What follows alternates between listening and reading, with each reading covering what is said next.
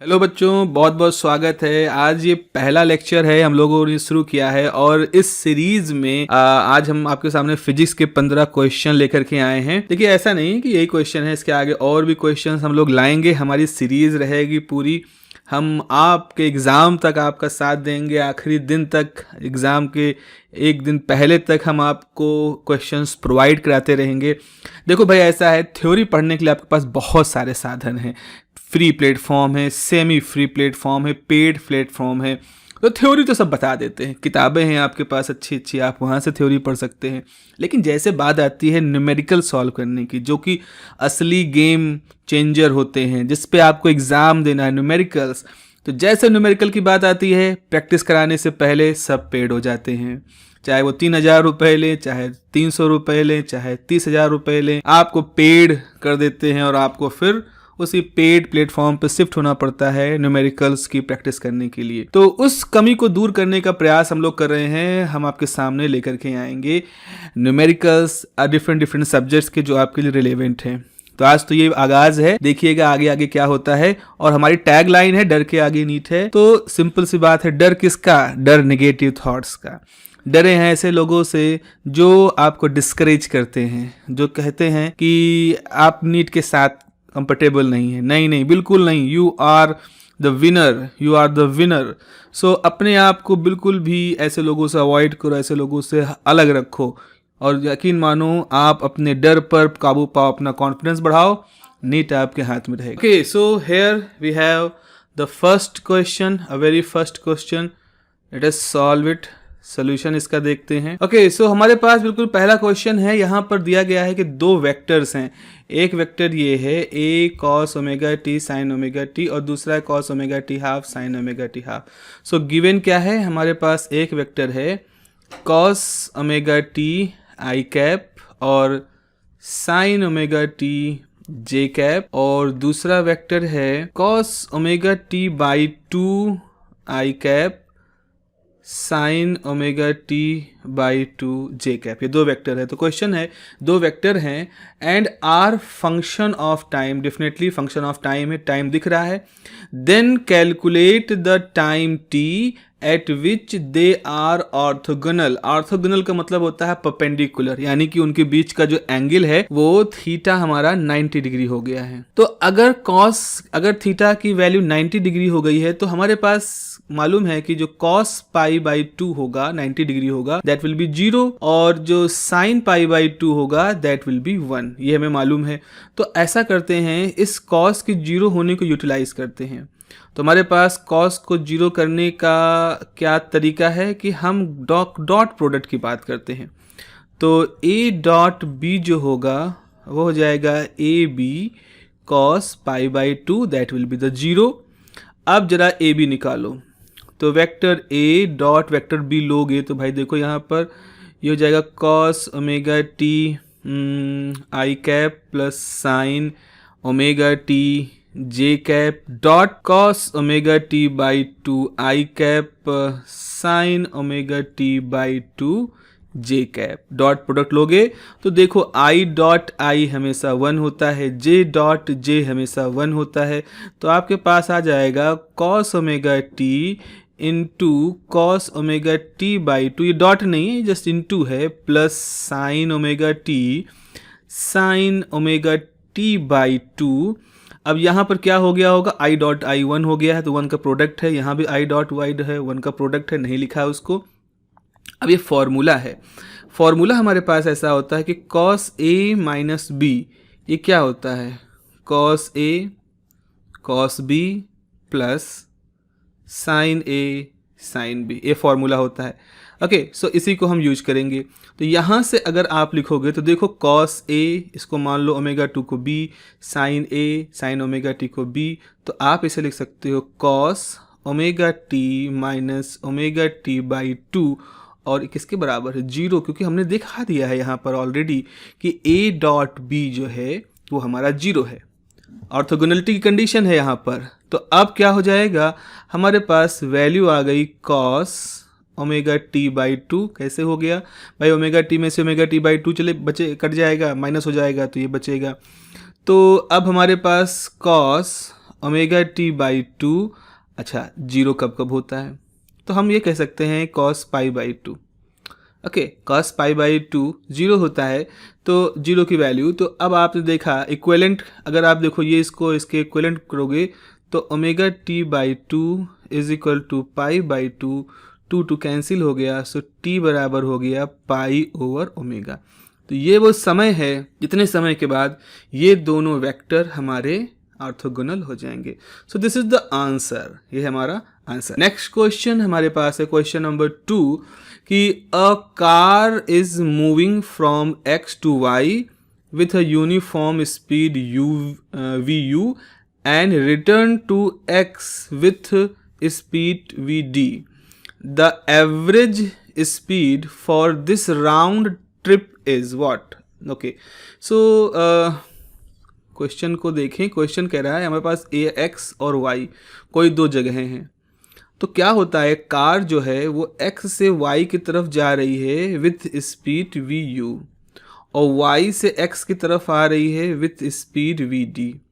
ठीक है, average speed आपको निकालना है, तो जरा याद करो एवरेज स्पीड का जो फॉर्मूला होता है वो क्या होता है, वो फॉर्मूला होता है कि टोटल डिस्टेंस, ठीक है, टोटल डिस्टेंस जो कवर हुआ है डिवाइडेड बाय टोटल टाइम, कितने समय में ये मूवमेंट हुआ है। तो हमें तो पहले तो टोटल डिस्टेंस निकालनी है। अब अगर मान लें कि टोटल डिस्टेंस की बात है तो एक्स वाई डिस्टेंस को हम एक्स वाई ही कह दें और वापस आने में भी डिस्टेंस एक्स वाई है, तो टोटल डिस्टेंस जो है, अभी टाइम मान लो टी है, तो डिस्टेंस तो का मामला ख़त्म हो गया, 2xy है टोटल डिस्टेंस और टाइम टी है। अब टी कैसे निकालोगे, तो मान लो कि टी जो कैपिटल टी हम लोग ले रहे हैं, कैपिटल टी है, t1 जो है जाने में लगा समय है और t2 जो है वो आने में लगा समय है। x से y तक जाने में लगा समय t1 है, y से x की तरफ आने में समय लगा t2 है। अच्छा, दोनों सेम नहीं होंगे, क्यों नहीं सेम होंगे, क्योंकि जाते समय हमें स्पीड दूसरी बताई गई है और लौटते समय स्पीड दोनों दूसरी बताई गई, क्योंकि कहाँ नहीं गया है कि दोनों सेम स्पीड है, तो हम ये मान के चलते हैं। फॉर्मूला क्या होता है, velocity is equal to distance upon time होता है, तो टाइम बराबर क्या हो जाएगा, डिस्टेंस अपॉन वेलोसिटी। तो जाते समय x से y की तरफ वेलोसिटी कितनी थी, वी यू, लौटे आप एक्स वाई डिस्टेंस रहा लेकिन वेलोसिटी कितनी हो गई, वी डी। तो ये आपके पास हो गया, एक्स वाई कॉमन ले लो, तो अब यहाँ एलसीएम ले लोगे तो वी यू वी डी और V D plus V U, ठीक है, इस दोनों का एलसीएम एक्स वाई कॉमन ले लिया। अब हम यहाँ पर एवरेज स्पीड को कैलकुलेट कर सकते हैं आराम से। कैसे, टोटल डिस्टेंस क्या है, 2xy divided by total time कितना है, xy and V D plus V U upon V U V D. Okay, so ये कैंसिल हो गया, तो हमारे पास आया 2 V U V D upon V U plus V D. Now this is the answer, this is the answer, ये हमारा answer है। Okay, now next is the third question. वैसा ही क्वेश्चन है, कुछ कुछ दिख रहा है।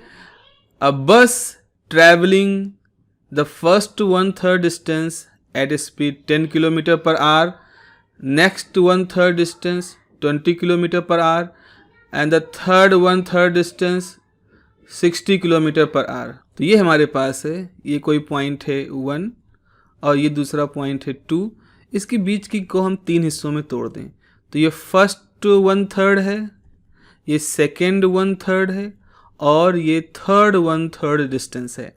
यहाँ चल रहा है स्पीड 10 किलोमीटर पर आवर, यहाँ की स्पीड है 20 किलोमीटर पर आवर, यहाँ की स्पीड है 60 किलोमीटर पर आवर।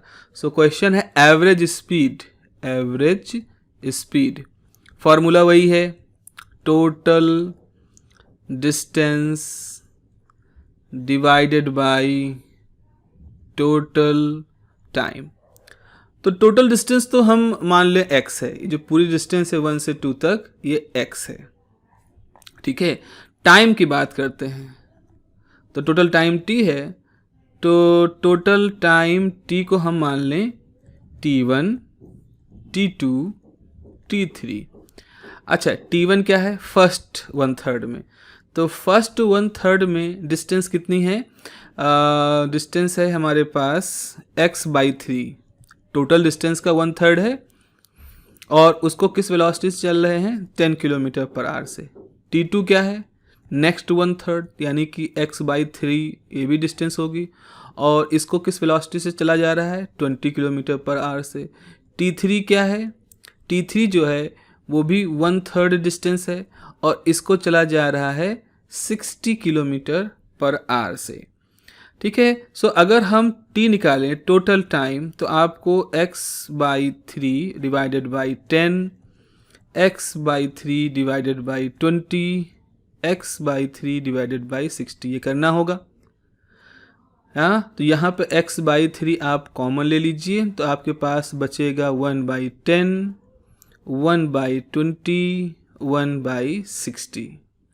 ऐसा करते हैं, यहाँ पर थोड़ा सा मैथमेटिक्स कर लेते हैं ताकि आगे हमें आसानी रहे। तो t बराबर x/3 और ये डिस्टेंस है, एलसीएम हो जाएगा 60, तो 6 + 3 + 1 ये एलसीएम हो गया, है ना। 10 को 60 से डिवाइड किया 6 आया, 20 को 60 डिवाइड किया 3 आया, 60 को 60 डिवाइड किया 1 आ गया। तो यहाँ कितना हो गया? 6, 7, 8, 9, 10। तो x/3 इंटू 10/60 यानी x/18 ये टोटल टाइम हो गया। अब एवरेज स्पीड का फॉर्मूला लगा दो भाई इसमें आराम से। तो टोटल डिस्टेंस कितनी थी? x, okay, divided by total time x/18 पलट जाएगा, तो x/x इंटू 18 तो जाएगा 18r, क्योंकि सब कुछ किलोमीटर पर आवर में है, तो ये हो गया हमारे पास 18r। तो इस तरह से जो एवरेज स्पीड है, एवरेज स्पीड जो रहेगी किलोमीटर पर आवर, सॉरी ये तो किलोमीटर हो जाएगा और ये हो जाएगा आर, तो ये एवरेज स्पीड है ना, तो किलोमीटर पर आवर हो जाएगी। 18 किलोमीटर पर आवर की स्पीड से ये सारा मूवमेंट हो रहा होगा। ओके, सो नेक्स्ट इज हमारे पास क्या है कि एक वेक्टर है a इस तरह से, दूसरा वेक्टर है b, इनके बीच का एंगल कैलकुलेट करना है। सो एंगल कैलकुलेट करने के लिए हमारे पास फॉर्मूला क्या होता है? एंगल कैलकुलेट करने के लिए हमारे पास फॉर्मूला है, जब देखो इसको एक बार जरा इसको प्लॉट करके देखें, प्लॉट करके देखते हैं। ये है x, ये है y, ये है z। ओके, सो यहाँ पर क्या है? 3x 4j मान लो 5k ये है, तो ये पॉइंट है, इस पॉइंट को मिला दो तो ये वेक्टर हो गया a। अच्छा, उसके बाद फिर क्या हो जाएगा? दूसरा वेक्टर क्या है? 3x 4y और -5k, तो एक यहाँ पे हो जाएगा। तो जितनी हाइट ऊपर गई उतनी हाइट नीचे चले जाओ, तो यहाँ से आप एक वेक्टर कर दो, ये वेक्टर b है। साफ साफ इस तरह की सिचुएशन जब होती है तो ये जो पूरा अरेंजमेंट होता है ना, ये ऐसा होता है कि ये एंगल 90 डिग्री होगा, ये 90 डिग्री ही होता है, क्योंकि वही बाकी सारी देखो, ये 3i है, ये 4 है, ये +5 है, ये -5 है, तो ये दोनों एक दूसरे की मिरर इमेज हैं। ये पॉइंट और ये पॉइंट एक दूसरे का मिरर इमेज है। तो जो वेक्टर्स होते हैं a और b, they will be mutually perpendicular to each other, mirror image को कनेक्ट करते हुए जो पॉइंट होता है उसमें। और ये हमारा एक प्लेन है बीच का, तो प्लेन के ऊपर और प्लेन के नीचे। एक तो ये सीधा तरीका हो गया। आइए इसका ट्रेडिशनल तरीका देखते हैं। तो इसका जो ट्रेडिशनल तरीका है उसमें हमारे पास क्या होगा? फॉर्मूला ये होता है कि a.b बराबर होता है ab cos थीटा। तो cos थीटा की यहाँ से वैल्यू आ जाएगी a.b अपॉन ab। तो ये हो गया 3i 4j + 5k dot product 3i 4j -5k divided by a। कैसे निकालोगे? a निकालने के तरीका होता है √, जो से कंपोनेंट है उनका स्क्वायर, तो 9 + 4 प्लस 25, ओके 4 का स्क्वायर यानी 16, तो ये आ जाता है 50। तो 50 का मतलब हो गया 2 इंटू 25 यानी 5√2। ऐसे ही b के लिए भी होगा, b का भी होगा 9 plus 16 plus 25 that will B 5√2। तो अब आप देखो कॉस थीटा बराबर क्या हो जाएगा, जरा इनका डॉट प्रोडक्ट लो। तो 3 into 3 9 plus 4 into 4 16, sorry 4 into 4 16, 5 into -5 तो -25 divided by 5√2 into 5√2, this will be 0, क्योंकि ये 9 6 25 से बराबर हो गए ना, तो 0 हो गया। तो cos थीटा की वैल्यू 0 है, इसका मतलब 3 जो है थीटा जो है वो π/2 है। तो म्यूचुअली परपेंडिकुलर हो गए। तो यहाँ पर angle between these two vectors will be perpendicular. तो कई बार ऐसा होता है कि अगर हम अपनी प्रॉब्लम को ड्रॉ कर लें, अगर वेक्टर दिए गए हैं, थोड़ा सा अगर कुछ सिमिलरिटी से दिख रही है, उनको ड्रॉ कर लोगे तो बिल्कुल विद इन मिनट आपके ये क्वेश्चन सॉल्व हो जाएगा। But we have also the traditional way जो कि मैंने आपको दिखाया है। ओके, तो नेक्स्ट क्वेश्चन है, one end of the string of the length L is connected to a particle of mass M। एक स्ट्रिंग है, एक स्ट्रिंग का एक सिरा जो है L लेंथ की है, वो एक पार्टिकल से जिसका मास M है उससे कनेक्टेड है, and the other end is connected to a peg. कोई कील लगी हुई है टेबल पर, ठीक है, एक हॉरिजॉन्टल टेबल है। If a particle moves in a circle with speed v, the net force on the particle यानी toward the centre will be. अच्छा भाई, ऐसा हमारे पास कोई मेज है, यहाँ पर एक कोई पेग है, कील जैसा कुछ लगा है, और इस पर एक पार्टिकल इस तरह से घूम रहा है विद वेलोसिटी के साथ। तो एक सर्कुलर मोशन कर रहा है इस मेज के ऊपर, तो इस पर जो टेंशन होगा इधर होगा, और इस पर जो सेंट्रीफ्यूगल फोर्स काम करेगा वो इधर काम करेगा, है ना। L इसकी लंबाई है। तो one end of the string of length L is connected to a particle of mass M and the other end is connected to a peg on a table. If a particle moves in a circle with velocity v, the net force on the particle towards the centre will B.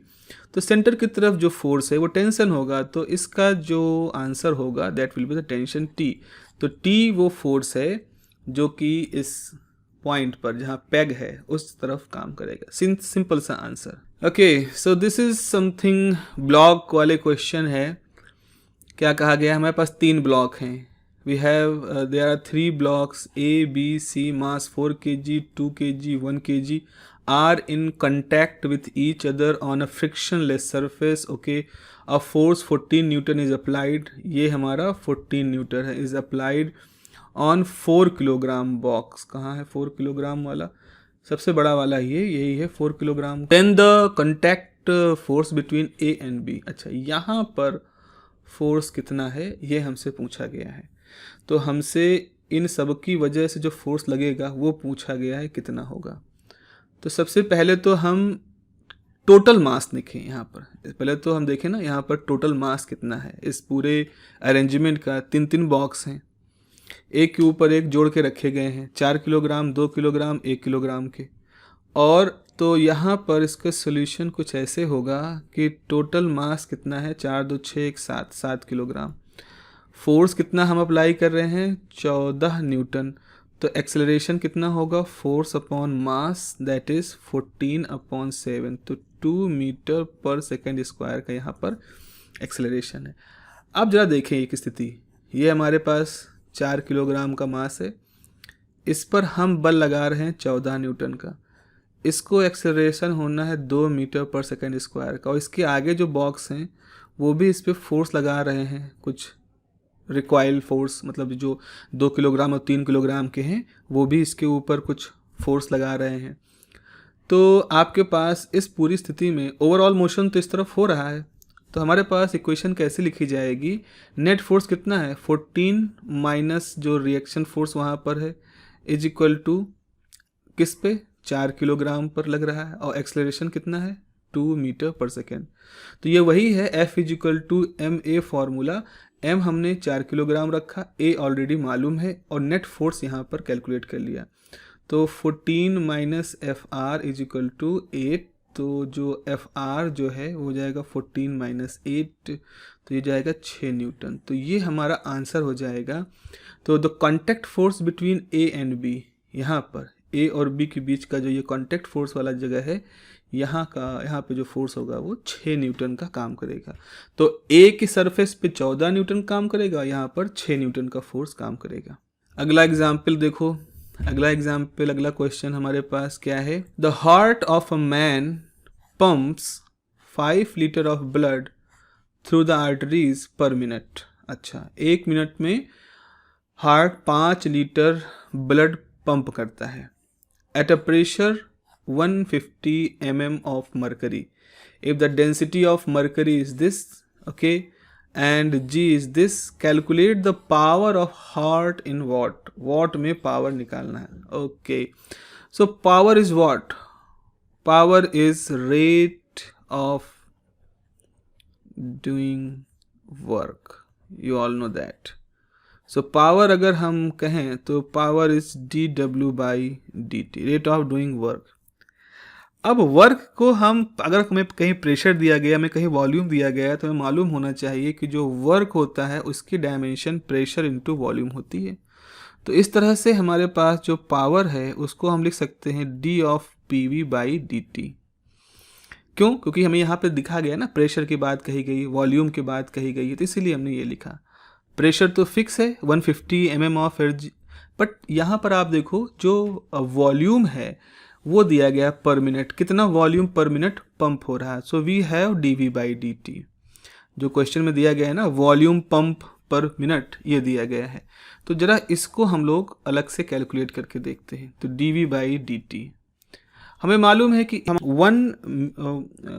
1 metre cube is 1000 litre, या 1 litre is 10⁻³ metre cube.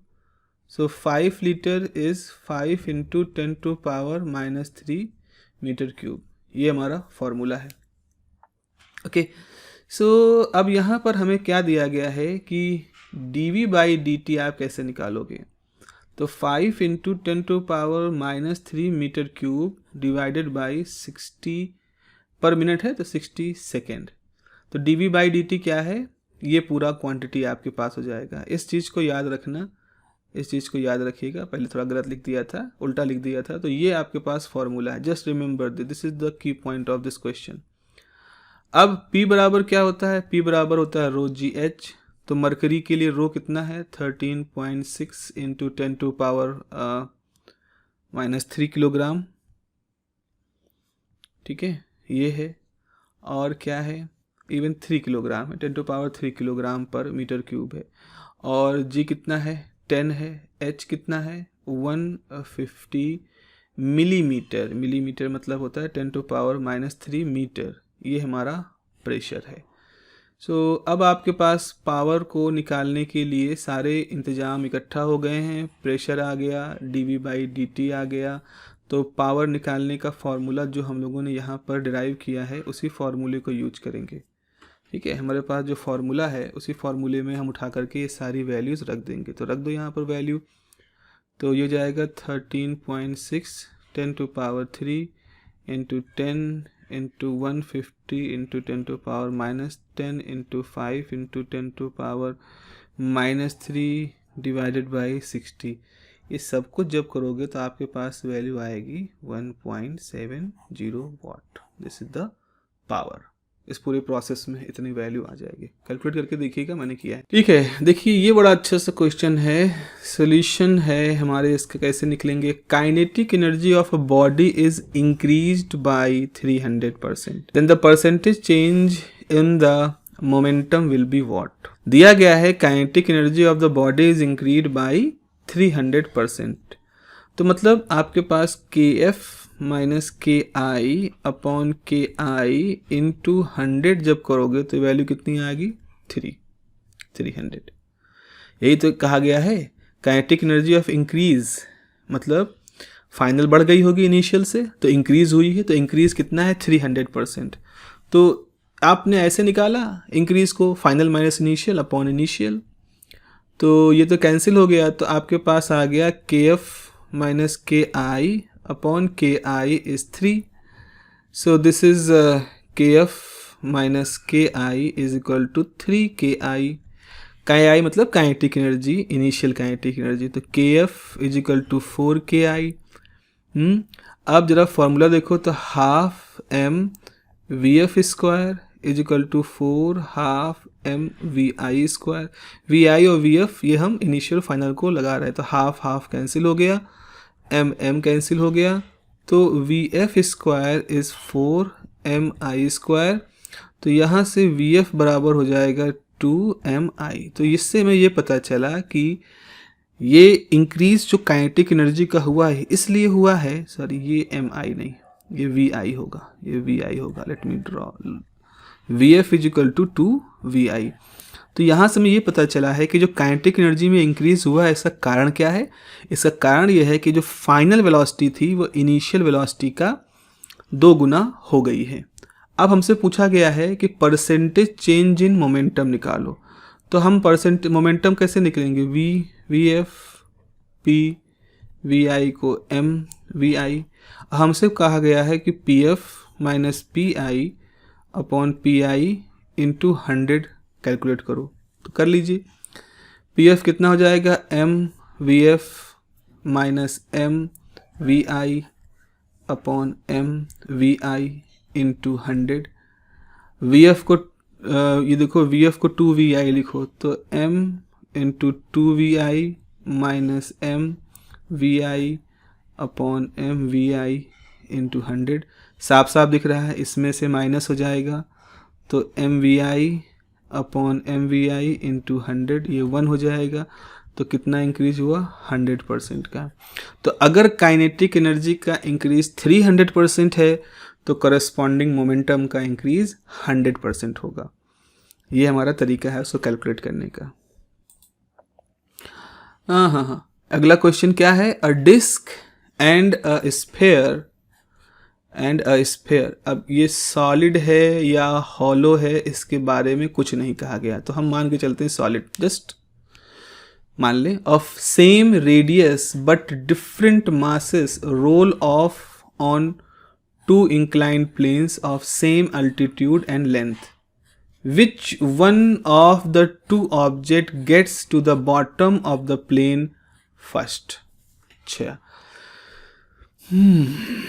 तो यहाँ पर एक incline plane होगा, ठीक है, incline plane है, इसके ऊपर एक डिस्क है, लुढ़काया गया है, और एक और पॉसिबिलिटी है कि इसके ऊपर हम एक ठोस गोला मान लें, सॉलिड स्फीयर है, वो भी यहाँ से लुढ़का रहे हैं. तो एक बार डिस्क लुढ़का रहे हैं, एक बार हम स्फीयर लुढ़का रहे हैं.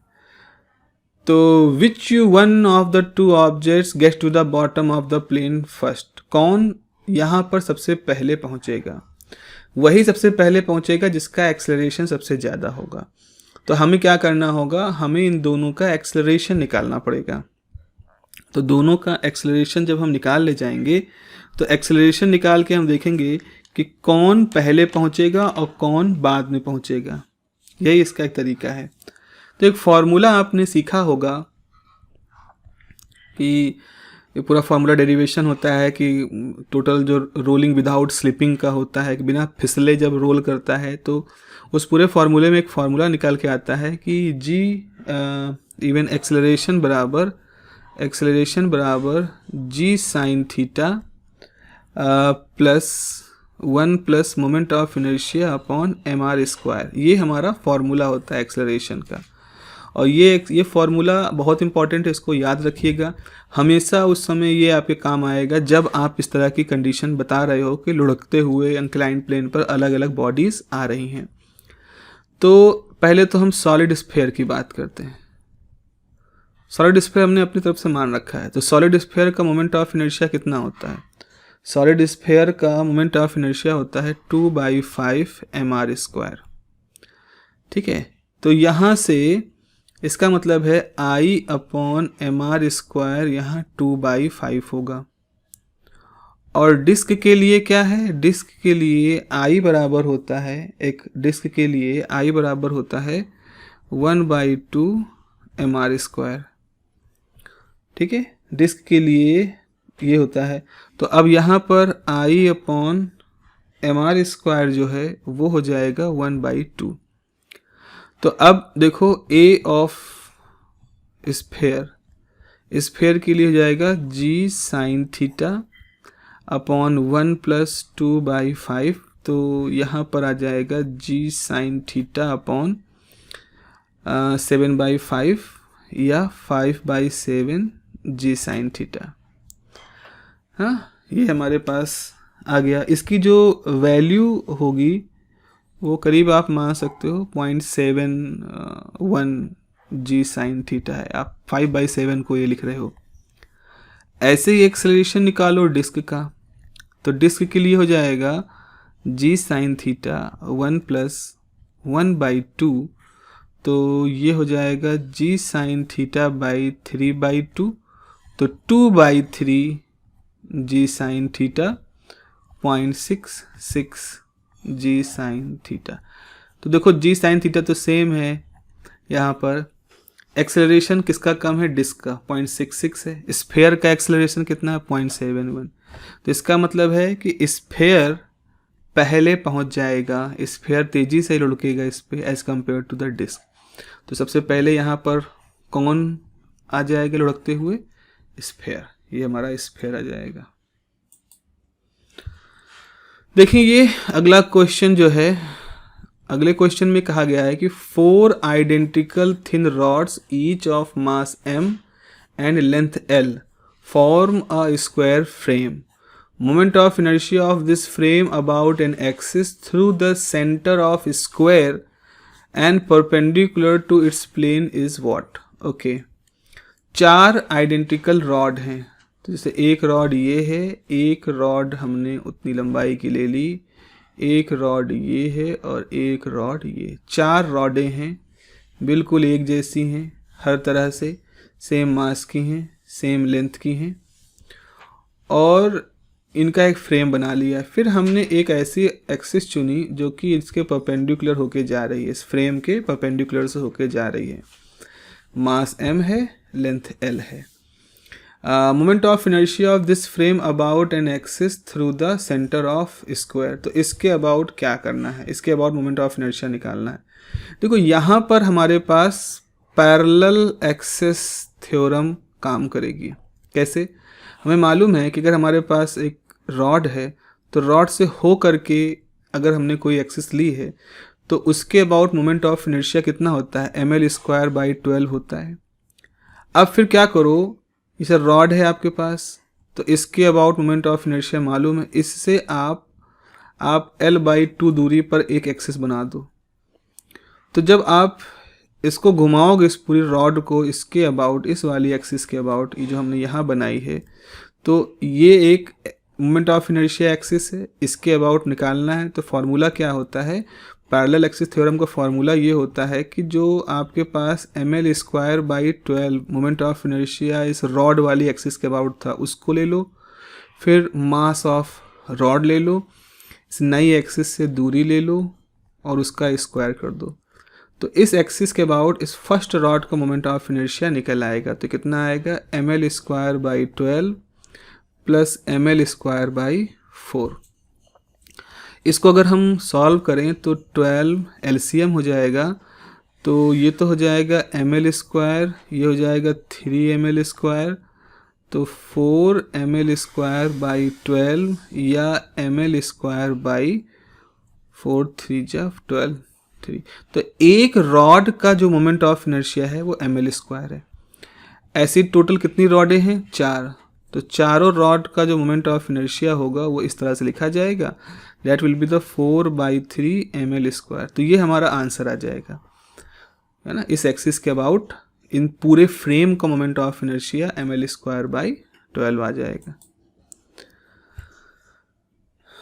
अच्छा, ये देखिए, ये भी एक इंटरेस्टिंग सा क्वेश्चन है।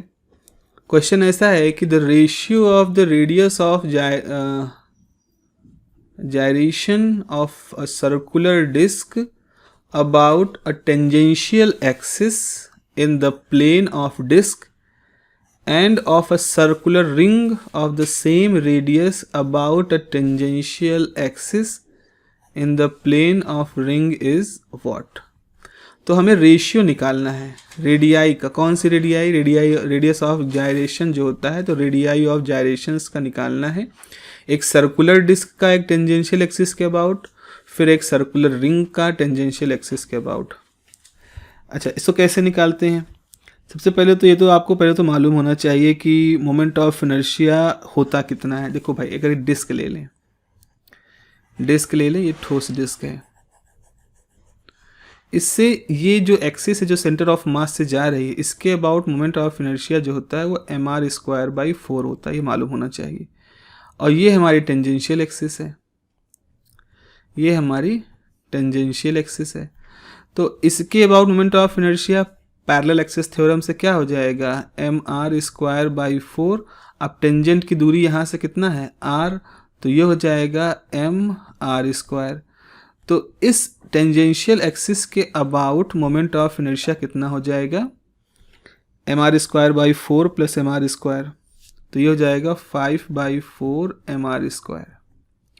ऐसे एक रिंग है, तो रिंग की टेंजेंशियल एक्सिस है, सॉरी टेंजेंट है, टेंजेंशियल एक्सिस है। इसके सेंटर ऑफ मास से अगर जाते हो तो यहाँ पर होता है mr²/2, तो यहाँ पर दूरी r है।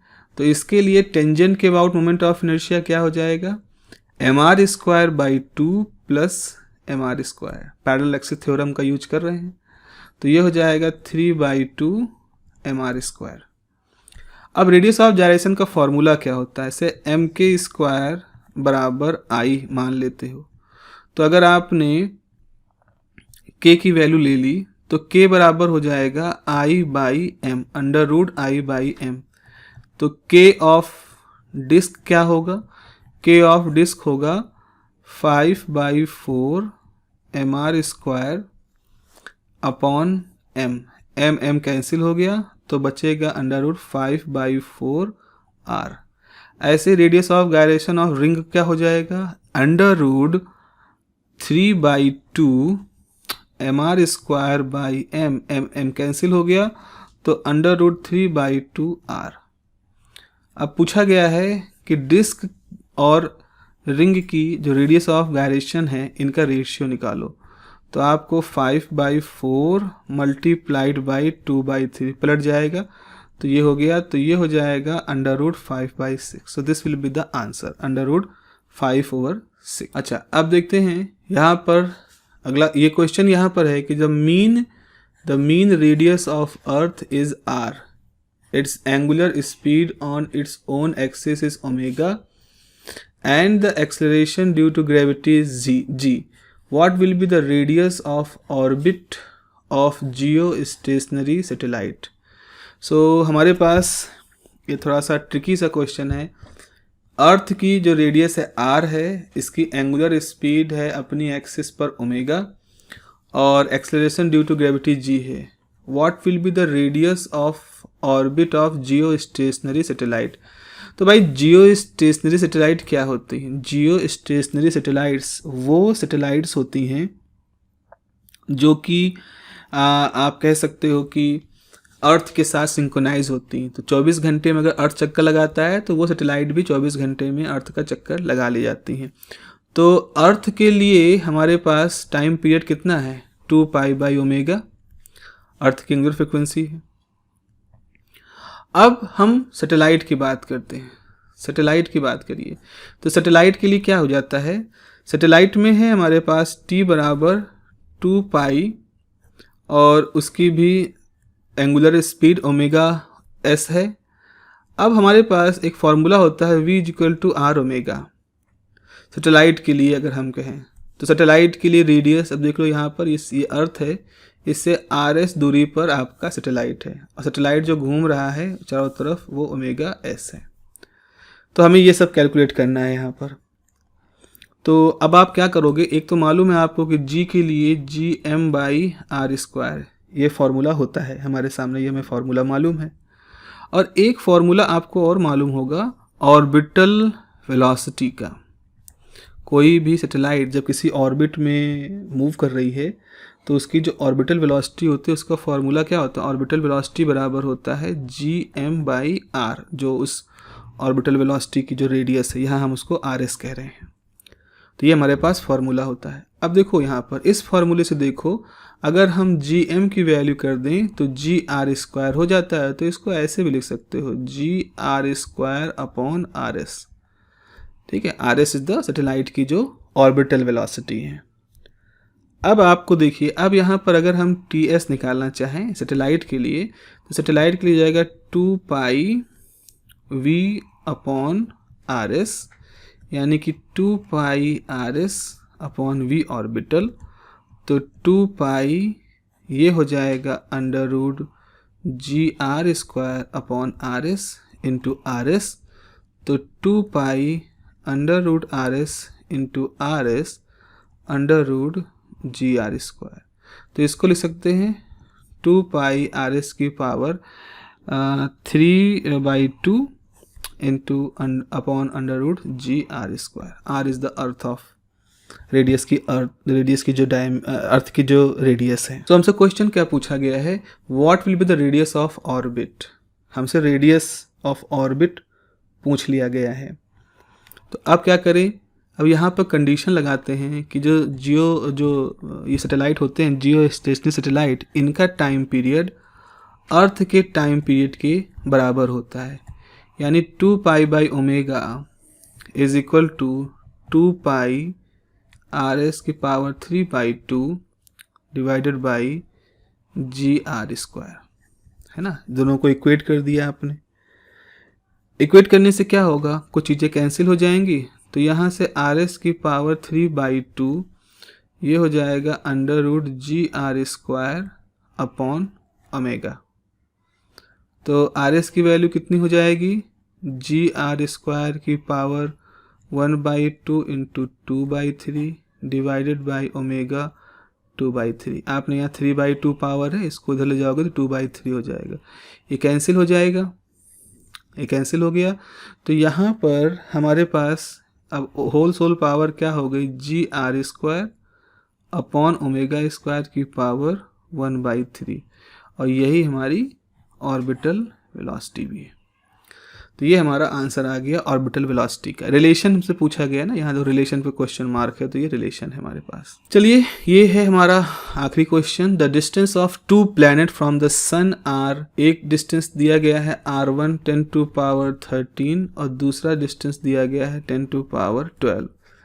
The ratio of the time period of these 2 planets, तो फॉर्मूला होता है T1² is proportional to r1³, ऐसे ही T2² प्रोपोर्शनल टू r2³ या T1/T2 का whole square is equal to r1/r2 का क्यूब। तो distance from 2 planet, the ratio of time period, हमें T1/T2 निकालना है। तो T1/T2 जो हो जाएगा वो हो जाएगा r1/r2 की पावर 3/2। तो देख लो यहाँ पर 10⁻13 है अपॉन 10⁻12 है, 3/2 है, तो ये हो जाएगा 10 की पावर 3/2। अब 10 की पावर 3 का मतलब है 1000, तो 1000 बटे ये, तो ये हो जाएगा 100 × 10 का अंडर रूट, यानी 10√10। तो this is the answer. So this is the all about this whole ratio. I have skipped few questions, क्योंकि उसमें मैंने कुछ ऐसी इमेजेस लगा दी थी जो कि कॉपीराइट का इशू दे रही थी। सो उसको फिर वो 2 क्वेश्चन यहाँ पर स्किप आपको दिखेंगे just because of the copyright. So इस चीज़ को मुझे अवॉइड करना चाहिए। सो इन फ्यूचर जब हम और इस तरह की वीडियो बनाएंगे, then I will keep this in mind to avoid the copyright issue with the YouTube. So hopefully आपको ये दोनों ये पूरी सीरीज, ये जो पूरे क्वेश्चंस हैं वो बेहतर लगे होंगे। So we will meet in future in next classes. So have a nice day and take care of yourself. Thank you.